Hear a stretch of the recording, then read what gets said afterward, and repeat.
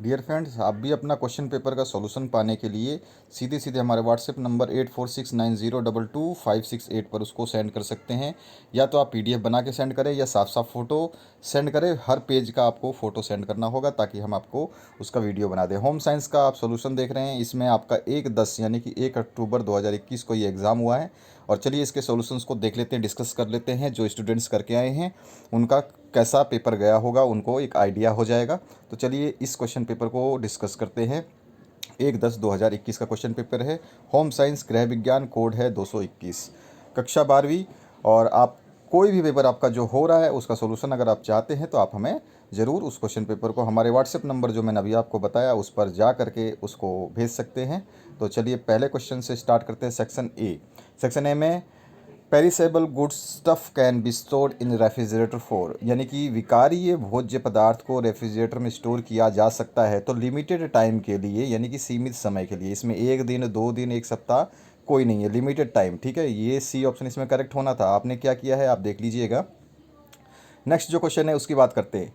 Next question है the macronutrients are carbohydrates, fats and proteins. Macronutrients में तीन ही आते हैं, carbohydrate, fats and proteins. Proteins को हम जो बृहद पोषक तत्वों में शर्करा, वसा और प्रोटीन होती है। ठीक है, इसके अलावा कोई भी नहीं होती।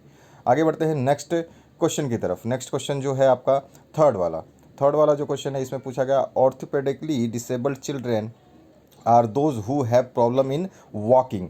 जिनके ऑर्थोपेडिक मतलब जिनका हड्डियों में प्रॉब्लम होती है ना, हड्डियों से कमज़ोर विकलांग बच्चे वे होते हैं जिनकी समस्या क्या होती है, चलने में। ठीक है, ये वाला द ऑप्शन इसमें करेक्ट करना था।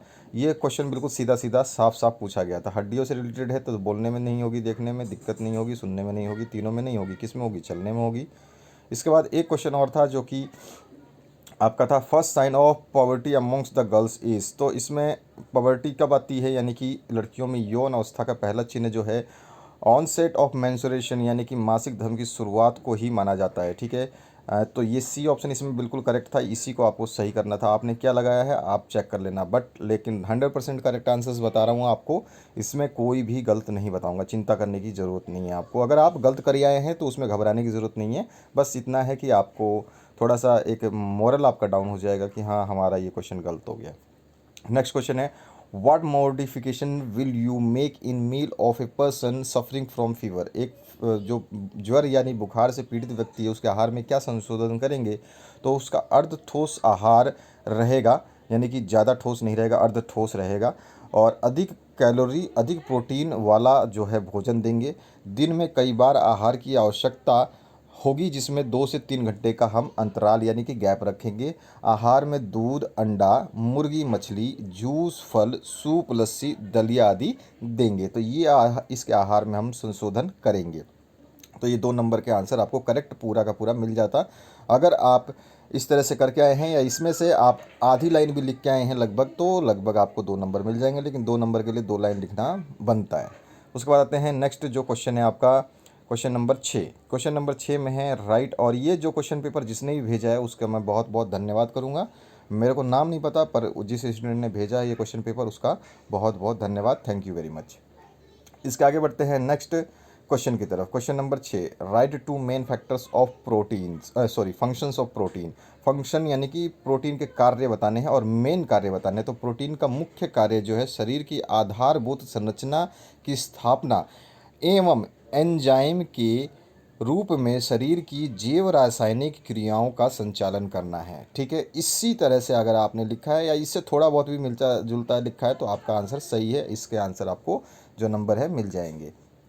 क्वेश्चन नंबर 7 की बात करते हैं right to characteristics of resources, यानी कि संसाधन की विशेषताएं दो लिखनी है। तो संसाधन की दो मुख्य विशेषताएं में होती है, एक उपयोगिता और दूसरा है मूल्य।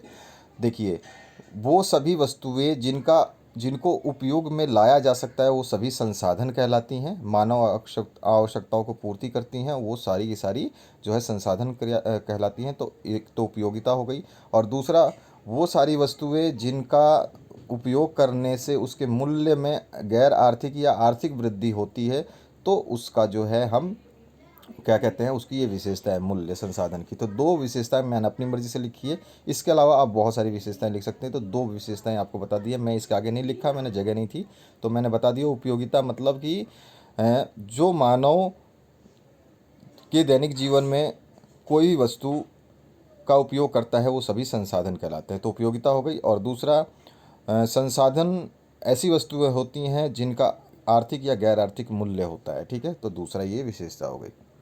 अब आते हैं नेक्स्ट। 8वां क्वेश्चन पूछा है, how will you conserve fuel in your home, any suggest four, मतलब सजेस्ट करना आपको, फोर जो है आप कैसे सजेस्ट करेंगे। तो मैं आपको ऐसे वर्बल बता देता हूँ, इसमें कोई ज़्यादा नहीं था, इसका तो सिंपल सा था, अपने मन से लिखना था, बुक का कोई मतलब नहीं है इसमें। तो यहाँ पर आप अपने घर में ईंधन की संरक्षण कैसे करेंगे, तो पहला हम कर सकते हैं कि खाने को ढक के पकाएंगे। दूसरा जो है, ईंधन मतलब ईंधन इलेक्ट्रिसिटी भी होता है और ईंधन आपका गैस भी होता है। ठीक है, तो पहला हम लिख सकते हैं खाने को ढक के पकाएंगे। दूसरा, पानी, पानी भी आपका ईंधन ही होता है एक तरह से। ठीक है, ये सब कुछ आपके जो है कंजर्व फ्यूल ही है, फ्यूल में आपका सब कुछ आ जाता है। घर की बात हो रही है तो आप सब कुछ लिख देंगे, इसमें 4 पॉइंटों को इंक्लूड करना है। चलिए मैं पहले खाने की बता देता हूँ। तो खाने को ढक के पकाएंगे, ज़्यादातर समय खाना बनाने के लिए कुकर का उपयोग करेंगे। तीसरा हम लिख सकते हैं, यदि गर्म पानी की आवश्यकता हो तो उसको उसके आवश्यकता अनुसार तापमान पर गर्म करेंगे। ये नहीं कि छोड़ दिया गर्म हो रहा है, उबल रहा है, ऐसा नहीं। और उसके अलावा आप क्या कर सकते हैं कि खाना बनाते समय जैसे मैंने बताया कि ढक कर के आप उपयोग करेंगे। और हमेशा जो है आप स्विच ऑफ करेंगे जब आपको आवश्यकता नहीं हो बिजली की, लाइट की, तो उसको बंद करेंगे।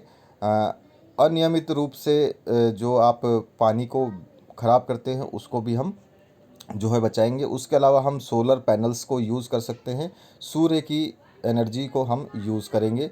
और भी आप अपनी मर्ज़ी से जो आपके मन में आ रहा हो वो लिख सकते हैं। तो इस तरह से कोई भी 4 आपको सजेशंस देने थे, इस पे कोई ऐसा बुक से लिखने वाली बात नहीं है। 9th क्वेश्चन है, right 2 advantages of consumer education. Consumer education यानी कि उपभोक्ता को जो शिक्षा देते हैं उसका क्या महत्व है। तो बहुत सारे महत्व है, आप कोई भी लिख सकते हैं। वस्तुओं के विवेकपूर्ण चुनाव की योग्यता विकास करने में, यानी कि कोई भी वस्तु का अगर आप चुनाव करते हैं तो वो कैसी वस्तु होनी चाहिए उसके बारे में हम समझ जाते हैं कंज्यूमर उपभोक्ता शिक्षा से। सुरक्षित, विश्वसनीय और उच्च गुणवत्ता वाले उत्पादों के सही मूल्य की मांग करने में हम होते हैं। बार्गेनिंग यानी कि हम जो है मांग जो हम तौल भाव माप तौल कर सकते हैं मूल्य को लेकर के, इससे भी हमें पता चलता है। उसके अलावा और बताइए, और बता सकते हैं हम कि उपभोक्ता शिक्षा की आवश्यकता इसलिए है कि वो उपभोक्ता अपने अधिकारों को जान सके। उसके अलावा और भी लिख सकते हैं कि उपभोक्ता शिक्षा की आवश्यकता इसलिए है कि वो उसकी गुणवत्ता को और उससे रिलेटेड जितने भी मतलब उस वस्तु से रिलेटेड यानी कि उस वस्तु से संबंधित सारी जानकारियों को समझ सके। ठीक है, तो इस तरह से आप जो है उसका लिख सकते हैं क्या क्या एडवांटेजेस है। उसके बाद में एक क्वेश्चन पूछा था थोड़ा सा अलग ही टाइप में, ऐसे ही क्या है बोल दिया, फुल फॉर्म पूछता तो ज़्यादा रहता, आप अच्छा ही लिख देते। व्हाट इज HIV, HIV क्या है। तो HIV एक वायरस है जो प्रतिरक्षा प्रणाली में काम करने वाली CD4 कोशिकाएं पर ही हमला होता है। HIV में अगर कोई बोलता है कि HIV हो गया तो उसका CD4 कोशिकाओं पे हमला होता है। और CD4 कोशिकाओं पे हमला करने से, ये CD4 अगर कोशिकाएं हमला करने से क्षतिग्रस्त होती हैं, जो कि हमारा प्रतिरक्षा प्रणाली में काम करती है। ठीक है, हमें बचाने में काम करती है, हमारे को जैसे कि इम्यूनिटी हमारी बूस्ट करती है। जैसे कोरोना काल में हमारी इम्यूनिटी ख़राब हुई, लोग बहुत बीमार हुए, फिर इम्यूनिटी बूस्टर्स निकले, बहुत सारे प्रोडक्ट बेचे लोगों ने बना बना के, पब्लिक ने बहुत सारा प्रोडक्ट खाया। तो मतलब ये है कि यूमीन आपका जो है, देखिए यूमीन आपको बेहतर बनाने के लिए ज़रूरी नहीं है कि आप बाहर से मार्केट से, अपने घर में ही आपके जो सामान है उनको सही तरीके से खाएं, फालतू चीज़ें ना खाएं, जंक फूड से बचें। ये सब चीज़ें जो है यूमीन आपका बना के रखती हैं। ठीक है, अच्छी चीज़ें ले, ताज़ी हवा ले, और पानी सुबह उठते हुए पिए। बहुत सारी चीज़ें हैं जो यूमीन वैसे ही बना देती है, तो आपको ज़रूरत नहीं है। कोई बोलता है गिलोय का गाढ़ा पियो, कोई ये पियो, अरे बीमार थोड़ी हो, बीमार वाले लोग ये सब काम करते हैं कि गाढ़ा पियो तो ये पियो वो पियो। ठीक है, चलो कोई नहीं, आप अपने आप को बचाइए हमेशा। तो ये C4 कोशिका है ना, इस पे हमला करता है और शरीर को एड्स की स्थिति तक पहुंचा देता है। यानी कि जो C4 कोशिकाएं जब नष्ट हो जाएंगी तो शरीर जो है लड़ने में असक्षम हो जाएगा, और वो असक्षमता जो है उसको एड्स के रूप में झेलनी पड़ेगी। अगर वो इस अक्षमता से अगर दवाई नहीं लेगा तो जल्द ही वो है उसका मृत्यु हो जाएगी, जल्द से जल्द हो जाएगी।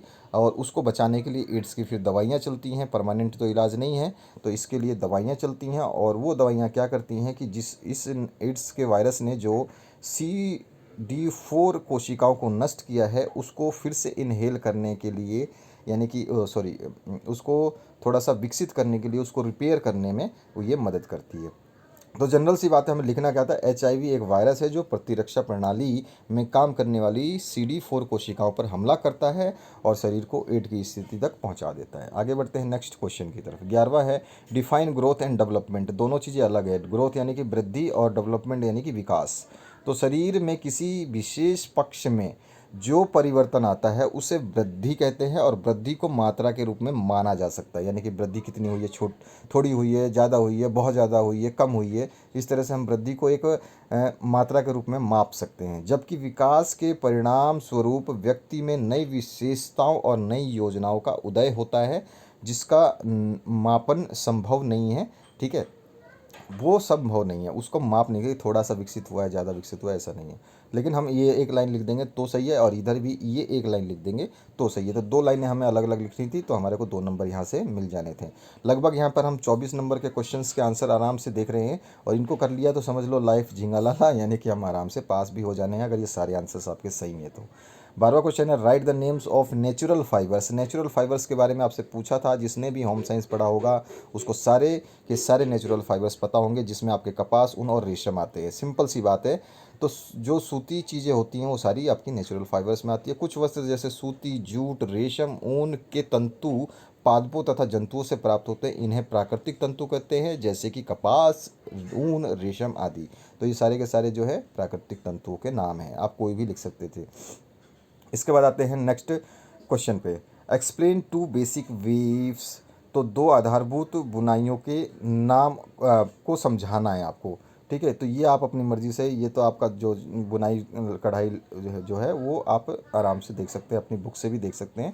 जहाँ ज़रूरत होगी मैं थोड़ा सा आपको गाइड करता रहूँ। Right the advantage of joint and nuclear family. ये अच्छा क्वेश्चन था, और ये आप उस परिवार में रहते हैं, या तो आप संयुक्त परिवार में रहते हैं या एकल परिवार में रहते हैं, इसके लाभ भी हैं और हानियाँ भी हैं। संयुक्त परिवार यानी कि जॉइंट फैमिली, जिसमें आपका दादा, दादा, परदादा, दादा, मम्मी, पापा, भाई, बहन सब एक साथ रहते हैं। और न्यूक्लियर फैमिली में क्या हो जाता है, एकल परिवार में माँ बाप और बच्चे रहते हैं। ठीक है, तो इनमें दोनों में आप अंतर लिख सकते हैं कि संयुक्त परिवार में जो है बच्चों की शिक्षा और केयर ज़्यादा अच्छी होती है। एकल परिवार में शिक्षा कम, मतलब इसमें भी शिक्षा पर ध्यान दे सकते हैं, क्योंकि परिवार छोटा होता है तो नियंत्रण भी, और इसमें संयुक्त परिवार का नियंत्रण बहुत अच्छा होता है। और एकल परिवार में आपका जो है कह सकते हैं कि रिस्पॉन्सिबिलिटी ज़्यादा होती है। संयुक्त परिवार छोटा होता है, सॉरी बड़ा होता है, और एकल परिवार छोटा होता है। उसके अलावा आर्थिक जो है स्थिति सही, एकल परिवार में थोड़ी सी जो है आर्थिक स्थिति खराब होती है, संयुक्त परिवार में अच्छी होती है। और एकल परिवार में जो है सभी लोग मतलब ज़्यादा उत्तरदायी होते हैं अपने काम के प्रति, और संयुक्त परिवार में ऐसा ज़्यादा नहीं है। उसके अलावा बच्चों का लालन पालन देख रेख जो है संयुक्त परिवार में ज़्यादा अच्छा होता है, और एकल में थोड़ा कम होता है। उसके अलावा जो है प्यार, स्नेह और सामाजिक सद्भावनाएं जो है संयुक्त परिवार में ज़्यादा मिलती हैं, एकल में नहीं मिलती हैं। तो इस तरह से हम इनकी विशेषताएं, लाभ लिख सकते हैं अपनी मर्ज़ी से समझ करके। ठीक है, जब लिखोगे तो आपको समझ में आ जाएगा। इसके बाद आते हैं define food preservation. How will you make potato chips. यानी कि आपको चिप्स बनाने, घर में आलू चिप्स कैसे बनाते हैं। खाद्य परिरक्षण को परिभाषित करना है, यानी कि खाद्य परिरक्षण होता क्या है जनरली, कि ये एक ऐसा मेथड है जिससे कोई भी पदार्थ, खाद्य पदार्थ को लंबे समय तक उपयोग हेतु उसको बचा के रखते हैं, या कि यानी कि उसमें जो बैक्टीरियाज़ हैं जो डेवलप होते हैं उनको डेवलप होने से रोकते हैं। ठीक है, वही खाद्य परिरक्षण होता है। तो ये हम लिख सकते थे इसमें। उसके बाद आलू चिप्स की जो मेथड है वो लिख देंगे। How will you use ATM और ई-बैंकिंग। ये आपने सभी ने यूज़ किया होगा एक ना एक बार, तो आप इसके बारे में अपनी मर्ज़ी से थोड़ा सा समझा सकते हैं अगर आप बुक से नहीं लिखना चाहते हैं तो। Explain two behavioural problems of children. बच्चों की दो व्यवहारिक समस्याओं को आपको बताना है, तो दो समस्याएं आप कोई भी डिस्क्राइब कर सकते हैं, बहुत सारी समस्याएं हैं।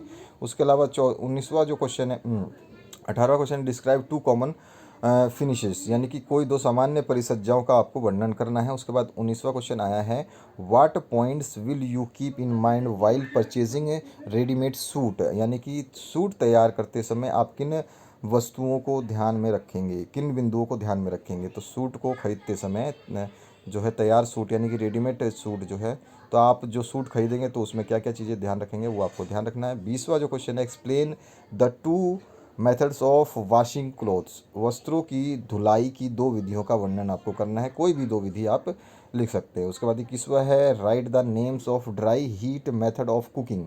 तो dry heat method of cooking बतानी है और describe any two method of dry heat. अब ड्राई हीट के दो मेथड कौन से हैं उसको भी आपको बताना है। इसके बाद आते हैं 22वें क्वेश्चन पे, define work simplification, explain in detail ways of work simplification any four. यानी कि कार्य सरलीकरण को परिभाषित करना है। कार्य सरलीकरण का तात्पर्य तो आप जानते ही हैं क्या होगा, कि किसी भी कार्य को सुनियोजित और आसान तरीके से कम समय में कर देना।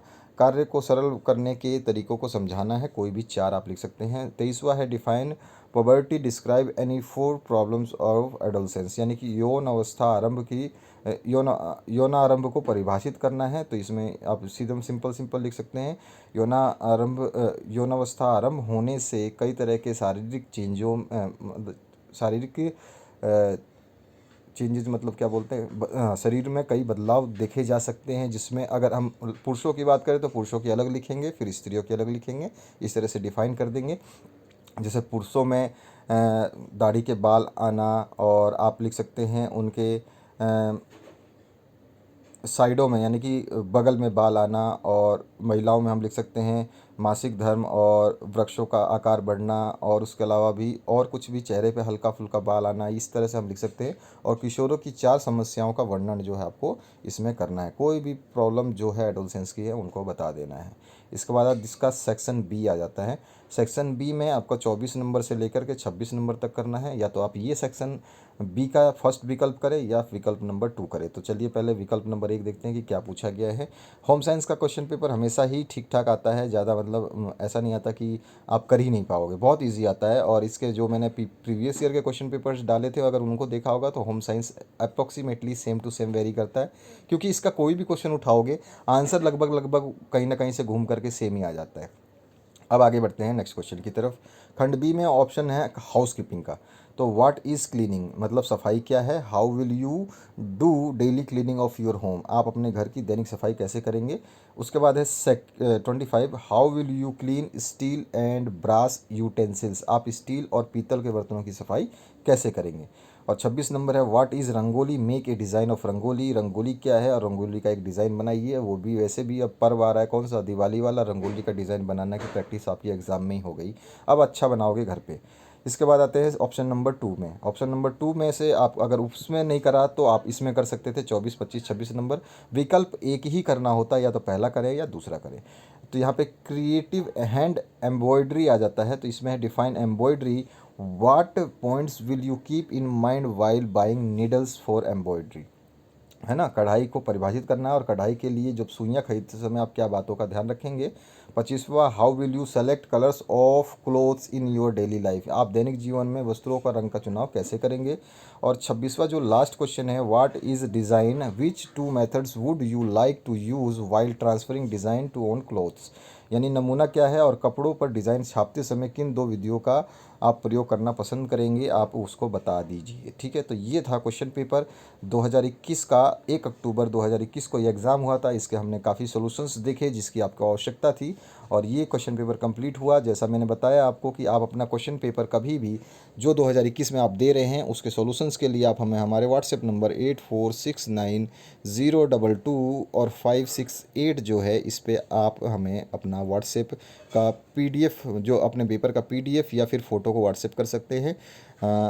आपका सॉल्यूशन आपके लिए तैयार कर दिया जाएगा, ताकि आप मैच करके ये पता कर पाएँ कि आपके सॉल्यूशंस क्या होने थे। और कुछ आइडियाज़ जो मैं क्वेश्चन पेपर समझाते हुए बताता हूँ कि आपको क्या लिखना चाहिए, क्या कैसे करना चाहिए, उसमें भी आपकी हेल्प होगी। तो आशा करता हूँ इस वीडियो से काफ़ी थोड़ी सी आपको मतलब जो है राहत मिली होगी, आपके आंसर्स को पता चल चुका होगा।